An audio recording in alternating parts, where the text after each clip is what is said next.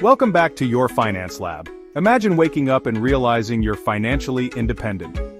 No alarm clock, no boss, just freedom to spend your time as you choose. With the right strategies, anyone can achieve this. Today, we'll guide you through 10 steps to financial independence. These steps are practical and proven. Let's get started.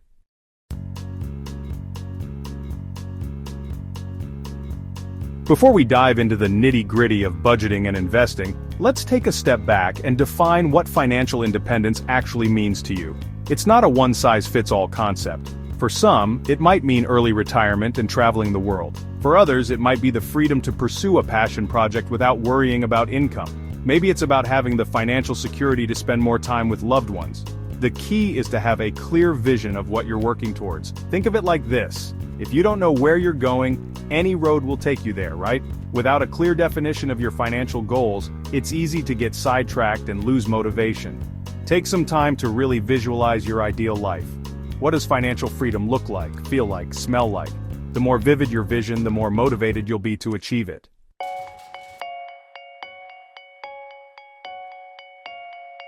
Now that you have a general idea of what you want, it's time to get specific. How much money do you actually need to be financially independent? This number is different for everyone and depends on your lifestyle, expenses, and goals. A good starting point is to calculate your annual expenses and multiply that number by 25. This is based on the 4% rule, which suggests you can safely withdraw 4% of your portfolio each year in retirement without running out of money. For example, if your annual expenses are $50,000, you would need a portfolio of $1.25 million to achieve financial independence. Of course, this is just a starting point. Factor in things like healthcare costs, potential inflation, and any big-ticket items you plan to purchase. The more accurate your calculations, the better you can plan your path to financial independence.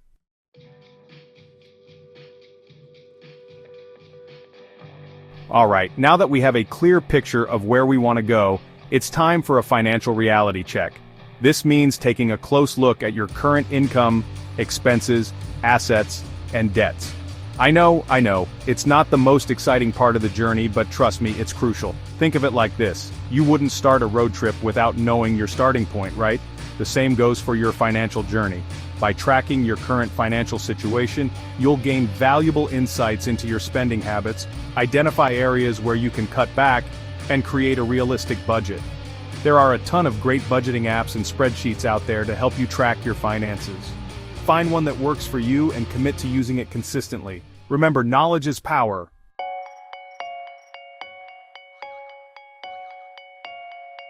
As you start tracking your finances, you'll begin to see patterns emerge. You might be surprised by how much you're spending on things like dining out or subscription services. Don't beat yourself up about it. This is about awareness, not judgment. Next, take inventory of your assets. This includes things like your savings accounts, retirement funds, and any investments you might have. Knowing your net worth, the difference between your assets and liabilities, is key. On the flip side, you also need to get clear on your liabilities, which are essentially your debts. This could include student loans, credit card debt, car loans, or mortgages. List them out and make note of the interest rates. By having a complete picture of your income, expenses, assets, and debts, you'll create a financial snapshot. This snapshot is your baseline, your starting point for building a solid foundation for financial independence.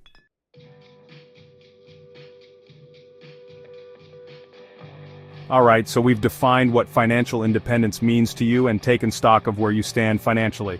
Now, let's talk about budgeting. I know, it sounds restrictive and boring like eating plain oatmeal, but trust me, a budget is about empowerment. It's simply a plan for your money. Just like you wouldn't drive without a map, you shouldn't go through life without a financial plan. A budget helps you track your income and expenses so you can see where your money is going and make adjustments to reach your goals faster. Remember that sports car or dream vacation home we talked about? A budget is the roadmap that gets you there.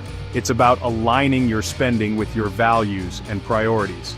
So instead of fearing the budget, embrace it as a tool that gives you control over your financial future and accelerates your journey to financial independence.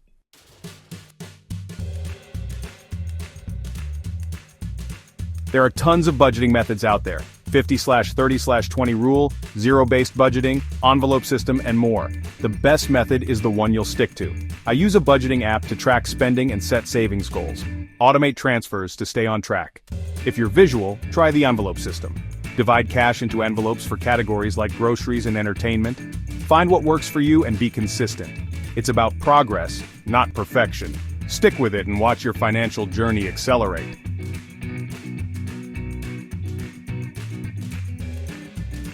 Let's talk about high-interest debt. Think credit cards, payday loans. It's like running with a 50-pound weight.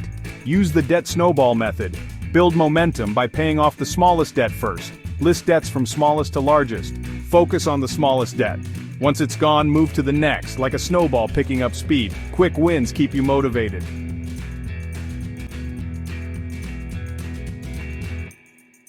Now, some people prefer the Debt Avalanche method. This method focuses on paying down the debt with the highest interest rate first. This approach saves you the most money on interest payments over time. Imagine you have a $10,000 credit card debt at 18% interest and a $5,000 personal loan at 5% interest. With the Avalanche method, you'd aggressively pay down that credit card debt first because it's costing you way more in interest. Both methods work, so choose the one that resonates with you. The important thing is to have a plan and be aggressive in paying down that high-interest debt. Remember, every dollar you're not paying in interest is a dollar you can invest and grow your wealth.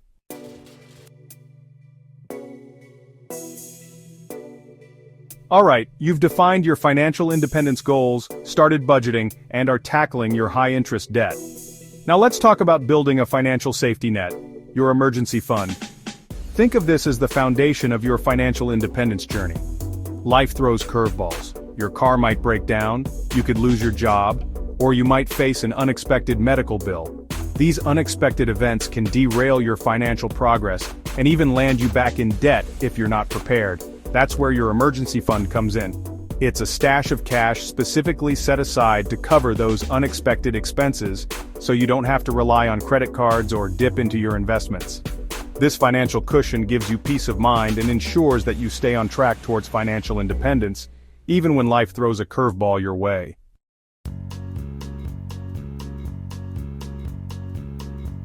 So, how much should you have in your emergency fund? A good rule of thumb is to have 3 to 6 months worth of living expenses saved up. This means if you lose your job or face a major unexpected expense, you can cover your essential costs for several months while you get back on your feet. Now, where should you keep your emergency fund? You want it to be easily accessible, so a high-yield savings account or a money market account is a good option. These accounts offer a slightly higher interest rate than a traditional savings account, so your money can grow a little while it's sitting there. Remember, your emergency fund is not for investing or for that new phone you've had your eye on. It's there for true emergencies only. By building a solid emergency fund, you're creating a solid financial foundation for your journey to financial independence.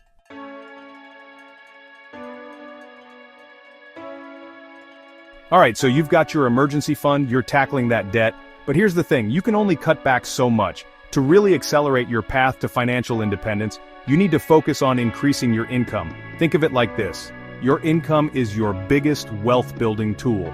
The more you make, the more you can invest, and the faster you reach your goals. This doesn't necessarily mean you need to become some hotshot CEO overnight, although hey, if that's your thing, go for it. It's about finding ways to add more income streams, boost your earning potential in your current field, or explore side hustles that align with your skills and interests. Remember, time is money, and the sooner you start increasing your income, the more time your money has to compound and grow. Don't be afraid to get creative, explore new opportunities, and hustle a little bit. You might be surprised by the results.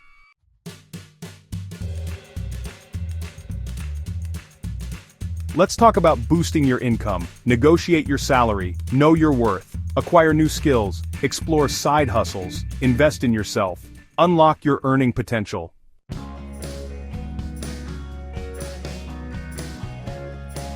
Okay, so you're earning more, you're managing your money like a pro. Now it's time to put that money to work for you through investing. And listen, when I say invest aggressively, I don't mean throwing your money at risky investments or trying to get rich quick. That's a recipe for disaster. Aggressive investing is about maximizing your returns over the long term while managing risk effectively. It's about understanding that time is your greatest asset, and the earlier you start investing, the more time your money has to compound and grow exponentially. Think of it this way, even small amounts invested consistently over time can grow into significant wealth thanks to the magic of compound interest. It's like a snowball rolling downhill, gaining momentum and size as it goes.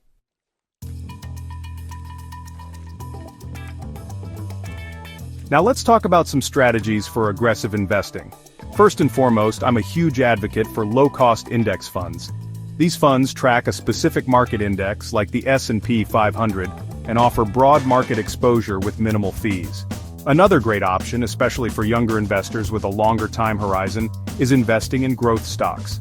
These are typically companies in industries with high growth potential, like technology or healthcare. Real estate is another asset class that can offer significant returns, although it does come with its own set of risks and requires more upfront capital. And finally, don't forget about the importance of diversification. Don't put all your eggs in one basket. Spread your investments across different asset classes, industries, and geographic regions to minimize risk and maximize potential returns.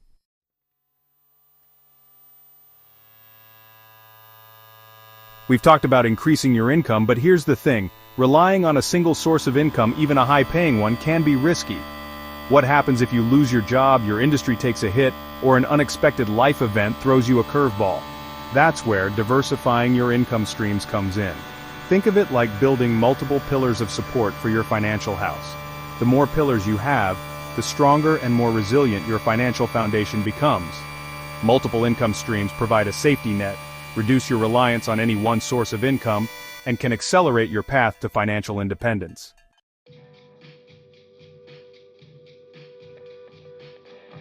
So how do you go about diversifying your income streams? Well, we touched on some ideas earlier, like side hustles. The gig economy is booming, and there are endless opportunities to monetize your skills and interests. Another great option is to create passive income streams. This could be anything from writing an ebook or creating an online course to investing in dividend-paying stocks or rental properties. The beauty of passive income is that it generates revenue with minimal ongoing effort, allowing you to earn while you sleep, travel, or pursue other interests. Don't be afraid to get creative and think outside the box. Explore different business models, experiment with online platforms, and find ways to leverage your skills and passions to create multiple streams of income. Remember, building multiple income streams takes time and effort, but the rewards are well worth it. The sooner you start, the sooner you can create a more secure and resilient financial future for yourself.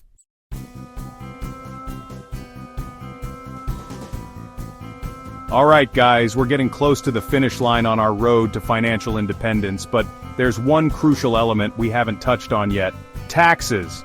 It's not just about how much money you make, but how much you keep after Uncle Sam takes his cut. That's where tax efficiency comes in. Every dollar saved in taxes is another dollar to invest and grow.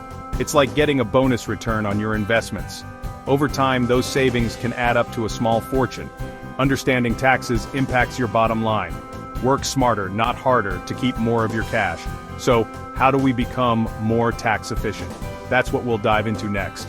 From maximizing deductions to understanding capital gains, we're covering it all.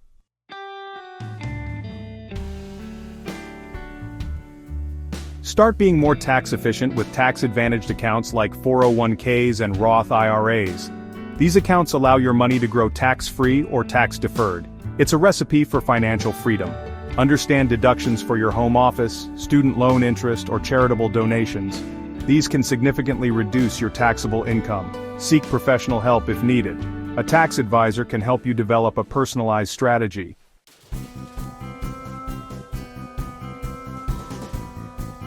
Consistency and patience are key. Building wealth isn't about quick schemes or timing the market. It's about making smart financial decisions consistently. Think of it like growing a tree. Trust the process. Stay consistent, and you'll see incredible results. It's worth it.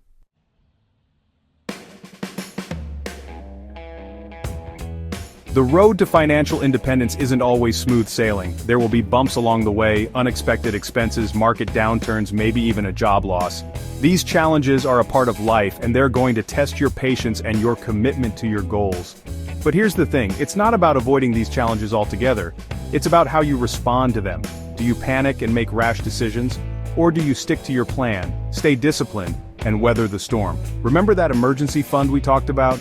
That's your safety net for these tough times.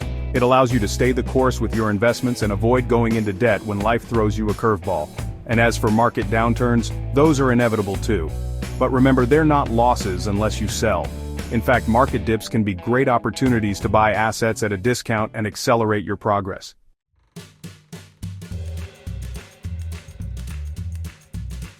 And there you have it, guys, the 10 steps to achieving financial independence. It might seem like a lot to take in, but remember, you don't have to do it all at once. Start with one step, then another, and before you know it, you'll be well on your way to financial freedom. Financial independence isn't just for the wealthy or lucky, it's achievable for anyone willing to follow these steps and stay disciplined. By taking control of your money and focusing on your goals, you can create the freedom to live life on your own terms. Which step will you start with today? Let us know in the comments below. And if you found this video helpful, don't forget to like, subscribe, and hit the notification bell for more insights from your finance lab. Thanks for watching, and we'll see you in the next video.